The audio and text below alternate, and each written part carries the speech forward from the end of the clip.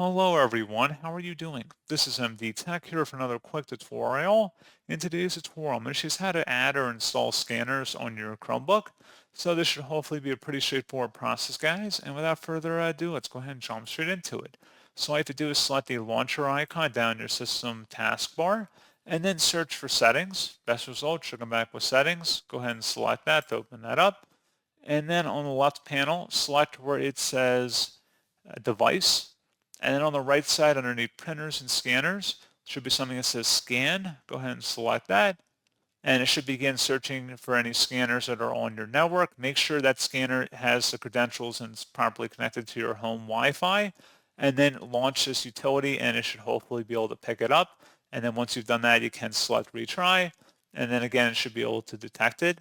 So pretty straightforward process, guys. And as always, thank you for watching. I do hope that will help you out, and I do look forward to catching you all in the next tutorial. Goodbye.